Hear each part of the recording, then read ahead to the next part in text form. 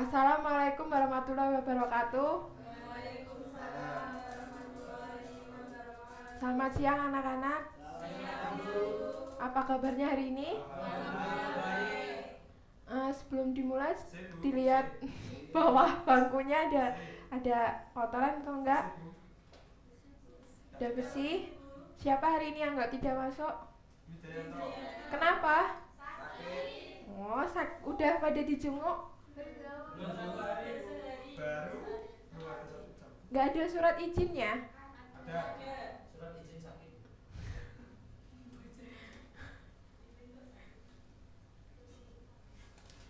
Sudah siap hari ini untuk pelajaran? Disiapkan buku paketnya. Sebelum masuk ke materi sekarang, hari ini masih ingat pelajaran yang lalu tentang HAM? Pengertian dari HAM? Tolong sebutkan.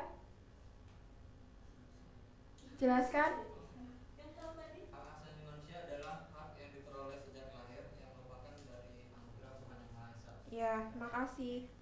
Hari ini kita akan membahas tentang kemerdekaan mengemukakan pendapat. Dari pengertian, siapa yang tahu pengertian dari kemerdekaan itu?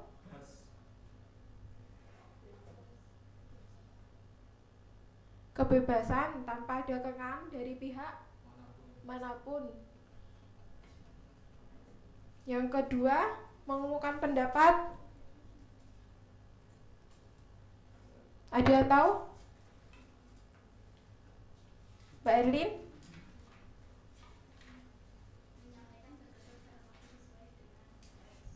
Ya.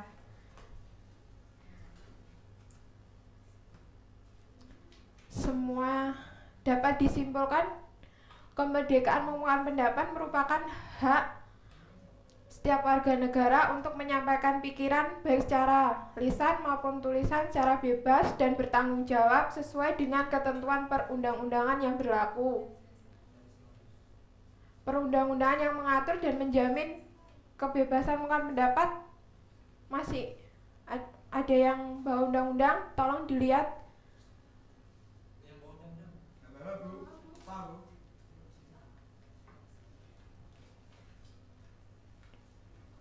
Pasal berapa saja yang menjamin dan mengatur kemerdekaan mengungkapkan pendapat? Pasal 28. Iya.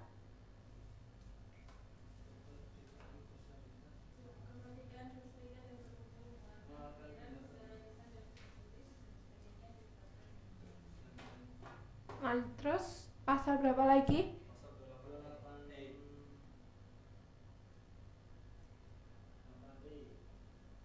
Yang terakhir, Undang-Undang nomor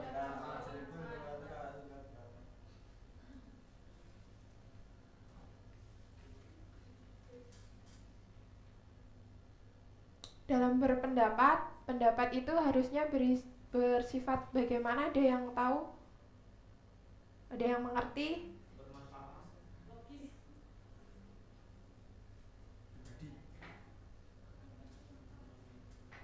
Bukan semata untuk kepentingan pribadi atau golongan.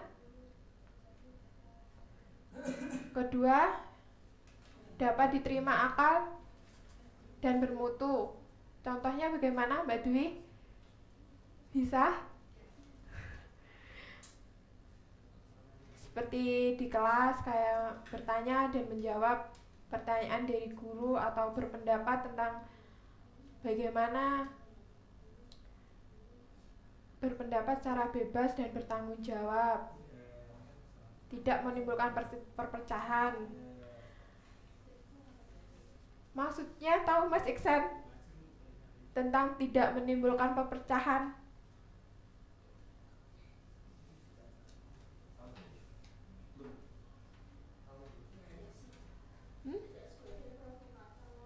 Ya.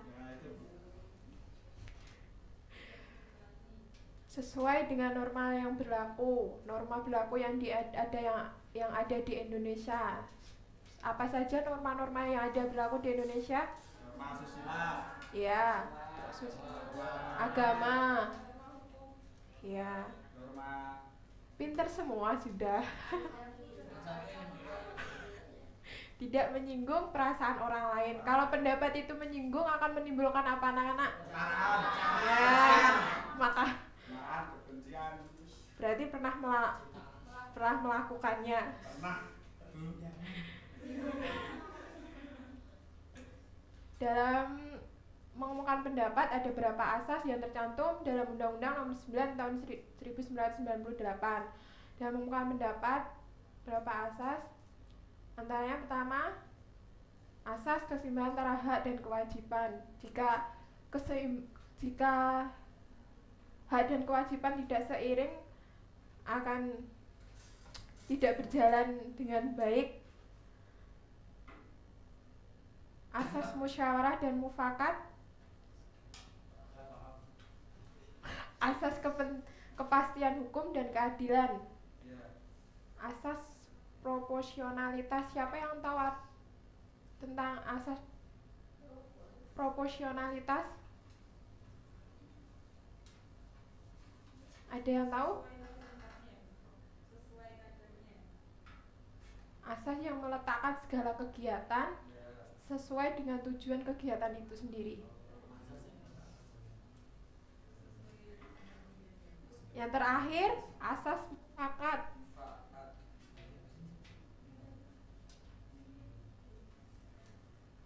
Apa arti dari mufakat itu, Pak Mas Dinar?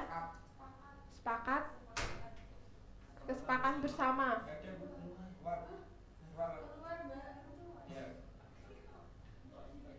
Dari 5 asas di atas diharapkan dapat mencapai tujuan.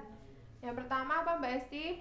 Mewujudkan kebebasan yang bertanggung jawab sebagai salah satu hak asasi manusia sesuai dengan Pancasila dan Undang-Undang Dasar 1945. Kasih.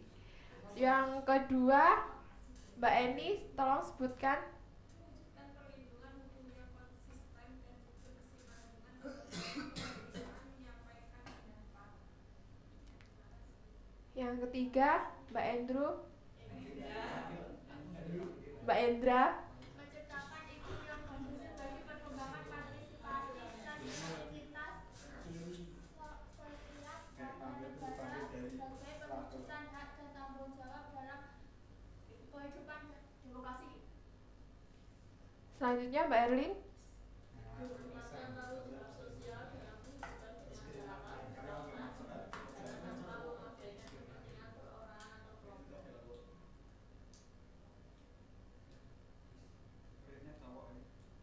Untuk bisa salah satu menyebutkan contoh yang baru-baru saja yang dialami bangsa Indonesia tentang demonstrasi ya, kenaikan BBM itu terlalu anarkis atau baik apa jelek? Baik. Iya, yang dicontoh yang baik-baiknya saja ya.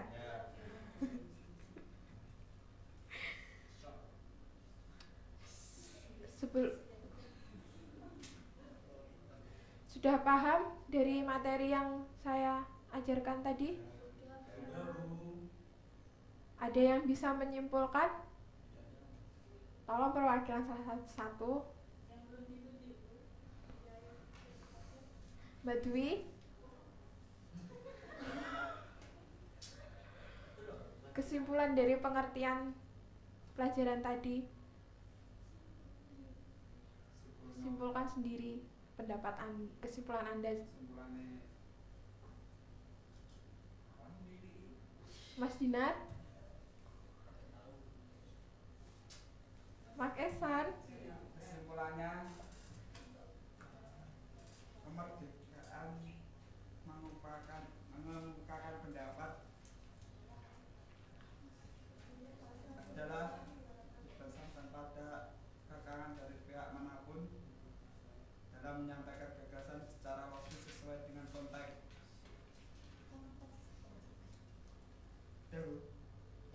Terus undang-undang yang menjamin dan mengatur kebebasan berpendapat tadi. Pasal 28 Iya, ya terus keduanya Undang-Undang 1945.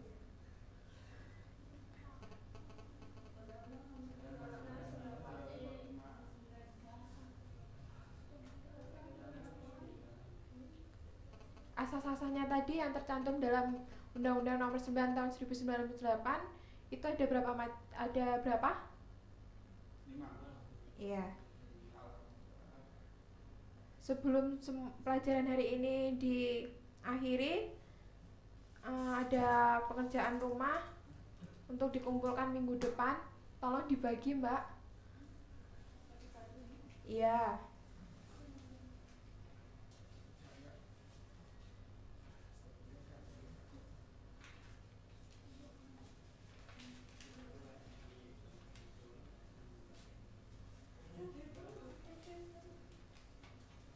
Sudah, Mbak Dwi? Terima kasih. Sekian dari pelajaran hari ini. Selamat siang anak. Wassalamualaikum warahmatullahi wabarakatuh. Waalaikumsalam warahmatullahi wabarakatuh.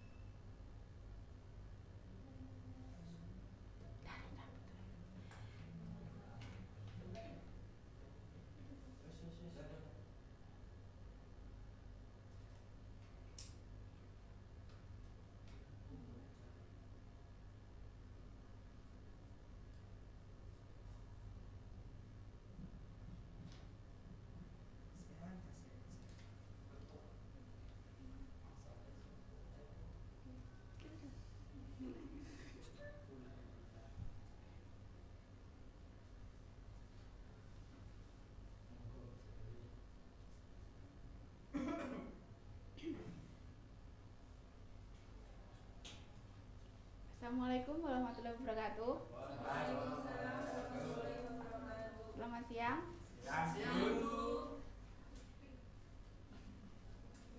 Siapa yang akan masuk hari ini? Wijayanto. Tolong Mbak, sampah yang di bawah dibersihkan.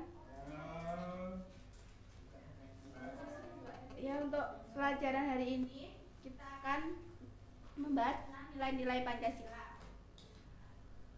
Nilai-nilai Pancasila adalah Pancasila selain sebagai dasar negara, Pancasila juga mempunyai beberapa kedudukan dalam kehidupan bernegara. Antara lain satu, sebagai dasar negara, sebagai pandangan hidup, sebagai jiwa dan kepribadian bangsa, sebagai cita-cita dan tujuan bangsa Indonesia, sebagai perjanjian luhur bangsa, sebagai filsafat hidup yang mempersatukan bangsa dan negara Indonesia, sebagai ideologi negara, sebagai ideologi terbuka. Pengertian ideologi adalah mengetahui tentang gagasan-gagasan, pengetahuan tentang ide-ide, ajaran tentang pengertian-pengertian dasar dalam sehari-hari menurut idea sama dengan cita-cita untuk seluruh rakyat dan bangsa yang bersangkutan pada hakikatnya merupakan asas kerohanian yang antara lain memiliki ciri-ciri mempunyai derajat yang tinggi, mewujudkan satu asas kerohanian, pandangan dunia, pedoman hidup, pandangan hidup yang dipelihara. Pancasila sebagai ideologi negara. Ideologi Pancasila sebagai salah satu kesatuan tata nilai tentang gagasan yang didasarkan pada pandangan hidup bangsa, yaitu Pancasila yang merupakan jawaban terhadap diperlukannya falsafah dasar negara Republik Indonesia. Pancasila sebagai dasar negara. Ideologi dan dasar negara kita adalah Pancasila. Pancasila terdiri dari 5 sila. Siapa yang tahu? Ketuhanan yang Maha Esa, Manusia tidak beradab, tinggal Indonesia, keadilan yang dipimpin oleh hikmat kebijaksanaan dalam perbatasan dan perwakilan. 5. Keadilan sosial bagi seluruh rakyat Indonesia. Iya, bagus. Sebagai dasar negara, secara hukum kekuatan Pancasila mengikat terhadap semua warga negara Indonesia. Maksud mengikat adalah bahwa ketentuan mengenai perbuatan segala peraturan dalam hukum harus bersumber pada Pancasila yang bersifat wajib dan imperatif.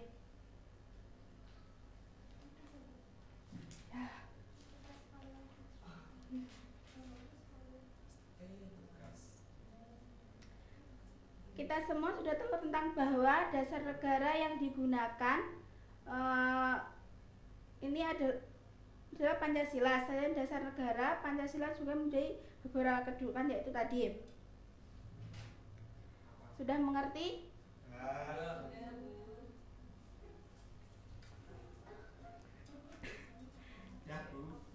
Pancasila sebagai ideologi negara berfungsi pedoman dan arah bagi perjuangan bangsa Indonesia dalam mengisi kemerdekaan dengan melaksanakan dan memberikan gambaran kehidupan yang ideal, serta cara menyampaikannya. Ideologi Pancasila sebagai suatu kesatuan tata nilai tentang gagasan-gagasan yang mendasar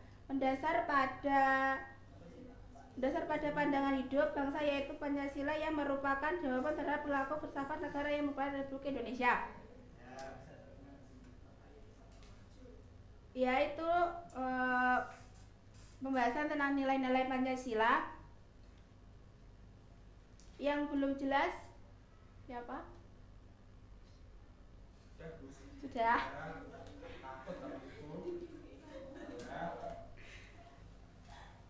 Untuk mengakhiri pelajaran hari ini, saya akan memberikan soal ditulis. Yang pertama, jelaskan bahwa Pancasila sebagai pokok kaidah yang fundamental.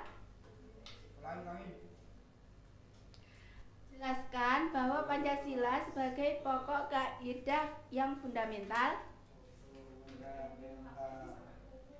Yang kedua, jelaskan fungsi Pancasila sebagai dasar negara. Yang ketiga, sebutkan usulan dasar negara yang dikemukakan Supomo. Dikumpulkan minggu depan ya, dikerjakan di rumah. Iya. Oh ya, ya minggu depannya lagi nggak apa-apa.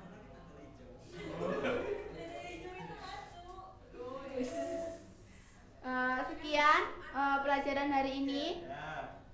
Assalamualaikum warahmatullahi wabarakatuh.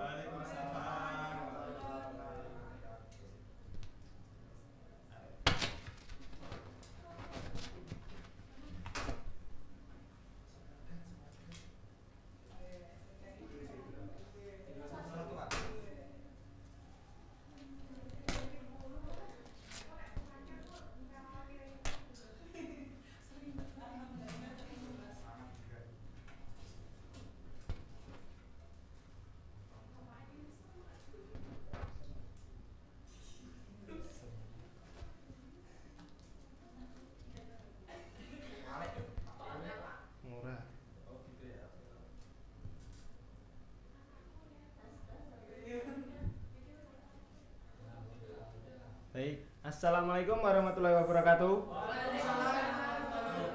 Selamat siang anak-anak. Iya Pak. Gimana kabar hari ini? Alhamdulillah baik Pak. Baik. Tolong yang di bawah ada plastik, sampah, kertas dibuang. Karena apa? Kebersihan sebagian dari iman. Bagus. Berarti kalau tidak bersih imannya nah. Baik.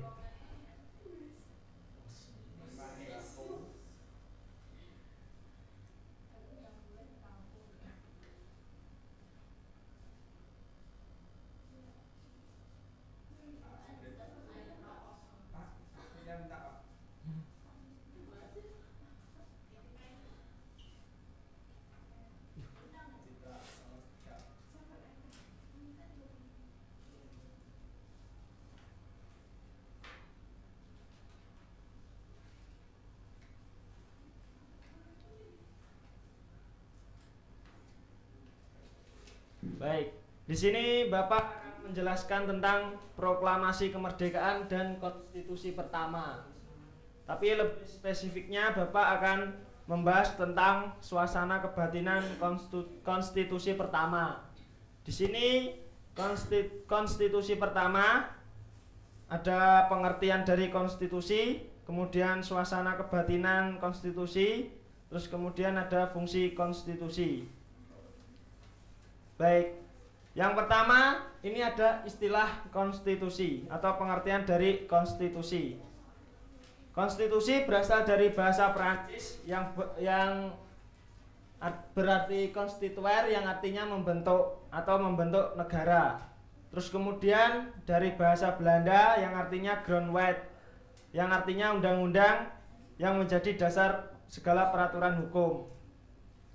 Kemudian dalam bahasa Indonesia, konstitusi diartikan sebagai dasar dalam penyelenggaraan negara. Jadi dalam konstitusi itu termuat pokok-pokok dasar negara, tujuan, bentuk negara, terus kemudian sistem pemerintahan, lembaga negara, dan sebagainya. Baik, Bapak akan bertanya, bentuk negara Indonesia itu apa, anak-anak? Terus kemudian sistem pemerintahannya? Presiden. Oh ya. Apa itu pengertian dari presidensial itu?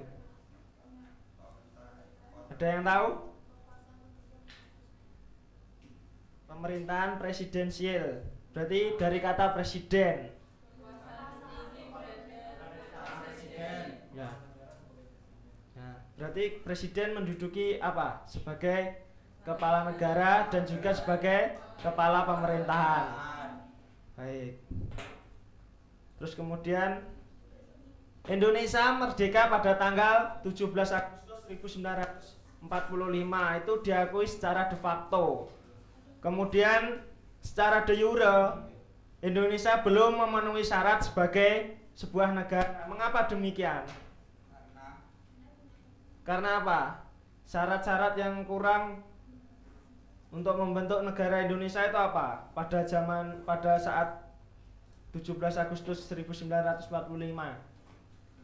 Dalam de facto itu kan Indonesia itu sudah sah atau sudah diakui bahwa tanggal 17 Agustus Indonesia sudah merdeka atau membentuk negara sendiri. Kemudian secara de jure menurut aturan hukum Indonesia itu belum memenuhi syarat sebagai sebuah negara.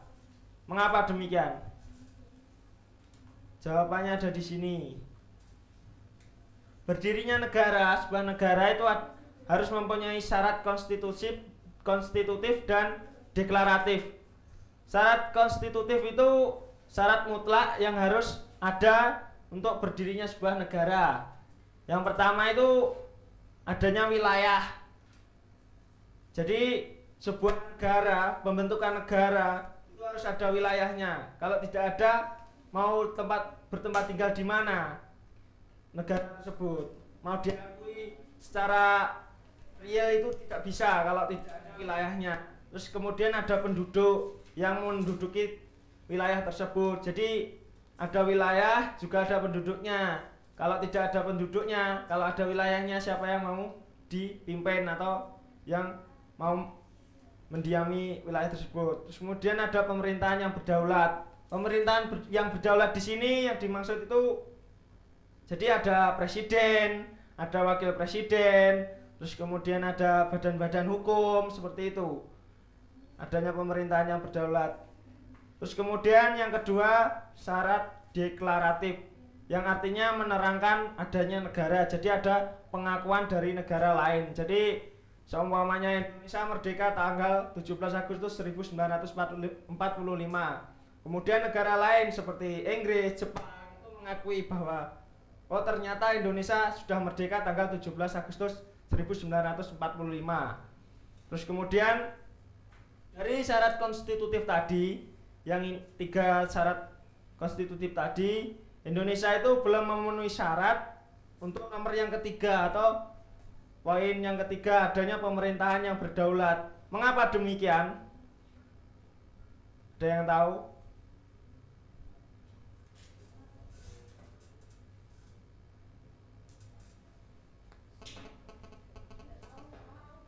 Karena pada saat itu Indonesia itu belum mempunyai lembaga tinggi negara.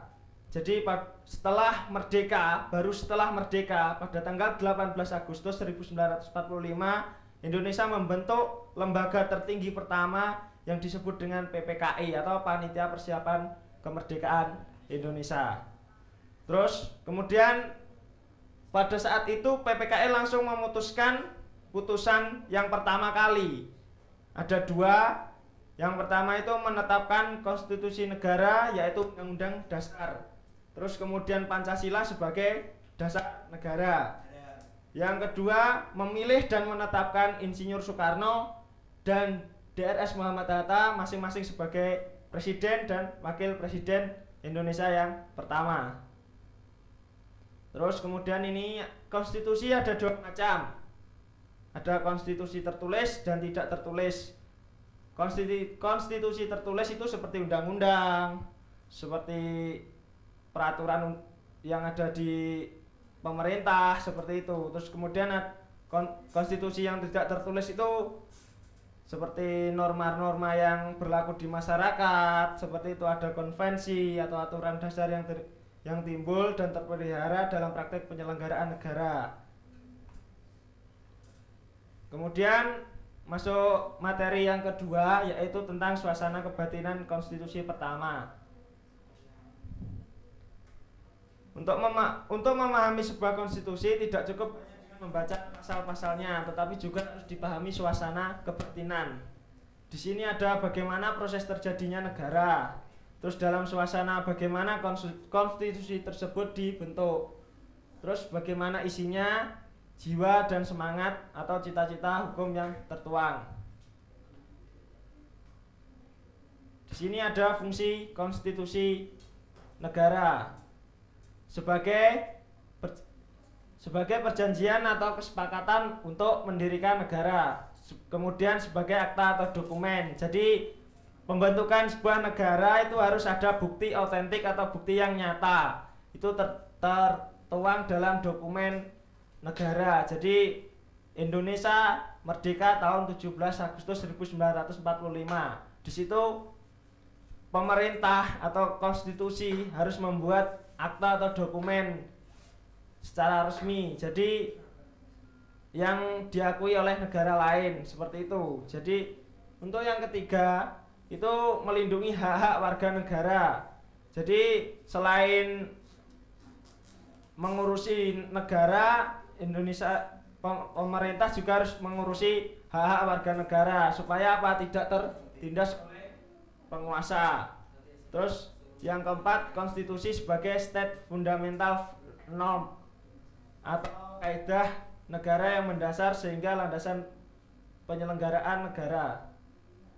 Terus yang kelima, konstitusi sebagai rujukan bagi peraturan perundang-undang di bawahnya.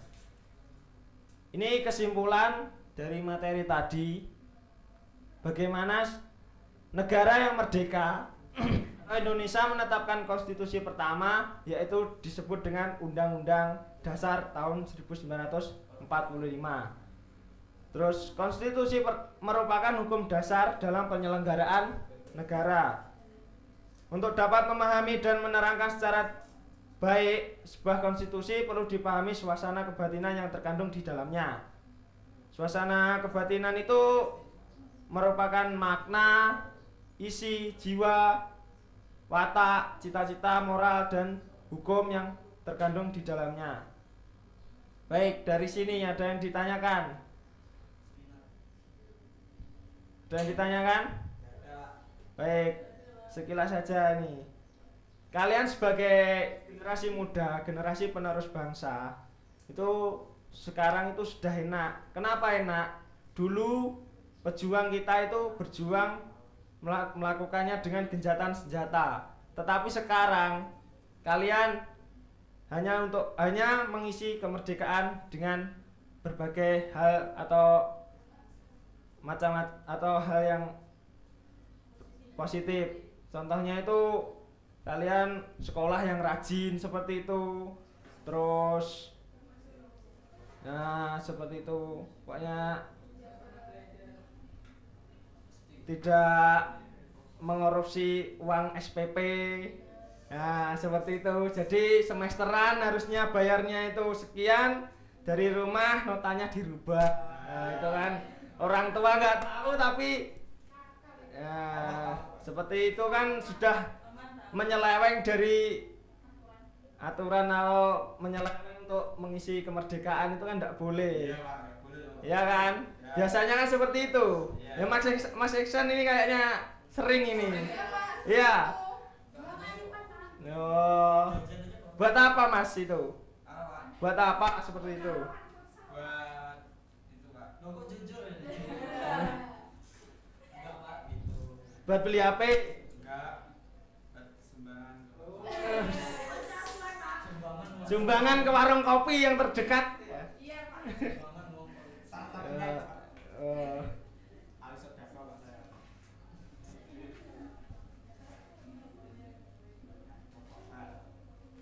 Ada yang ditanyakan untuk materi tadi? Ada Pak. Sebagai generasi muda itu harus tanggap, harus sigap, tidak boleh bertele-tele, Gak boleh galau Pak ya. nggak boleh ya. Sekarang trennya 2012 itu galau. Apa itu Pak? Nggak tahu Bapak itu galau itu apa itu? Apa ya gak tahu. Iklannya Indri itu loh. Ya, sekarang anak muda SMP. Sekarang seperti kalian Masa-masanya itu Pak. masa SMP sudah dibelikan HP, ya kan? Berangkat sekolah, kalau nggak sekolah, kalau nggak dibelikan motor nggak mau sekolah, loh. Iya kalau orang tuanya itu mampu, kalau petani yang buruh seperti itu mau ngredit, iya. Nanti ujung-ujungnya itu sertifikat digadekan, terus nanti pulang-pulang nggak punya rumah, ya. Tidur di atas motor.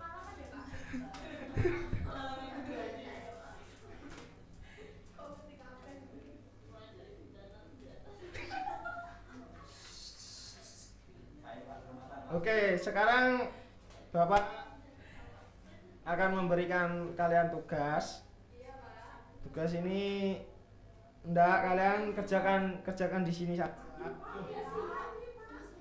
Tidak apa-apa, nanti guru yang selanjutnya mengalah nanti. Untuk enggak apa-apa, dicatat aja dulu. Nomor 1, jelaskan makna proklamasi bagi bangsa Indonesia. Terus yang kedua, tulis bunyi teks proklamasi kemerdekaan Indonesia. Masih ada. Yang ketiga, apa yang dimaksud dengan konstitusi? Konstitusi tadi ada pengertiannya.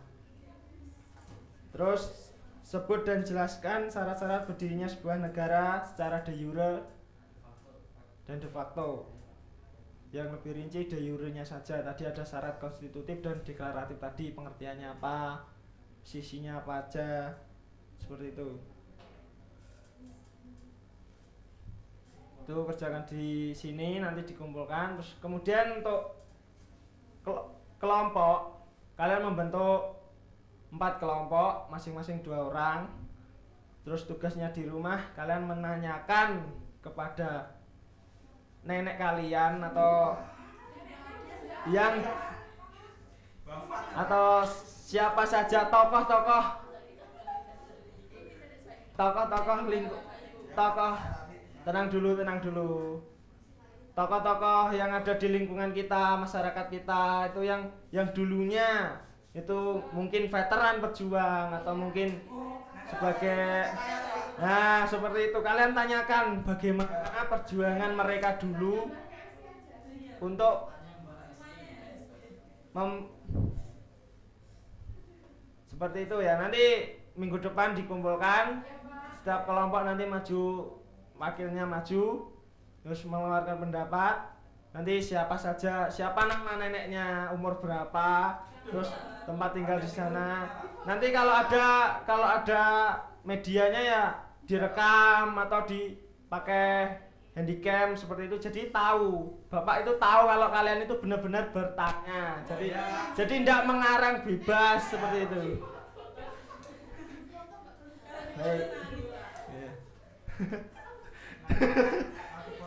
Oh, neneknya paling ngompong gitu, udah ngompong, jadi tidak bisa. Baik. Itu saja yang mungkin Bapak bisa sampaikan. Kemudian minggu depan kita persiapan untuk materi yang selanjutnya. Nanti dibaca di rumah biar kita saling mengerti. Jadi tidak Bapak jelaskan, kalian gomblong. Bapak bertanya, kalian diam seperti itu. Jadi ada tanya jawab, ada saling ada. Baik, sekian materi dari Bapak, kurang lebihnya mohon maaf. Wassalamualaikum warahmatullahi wabarakatuh.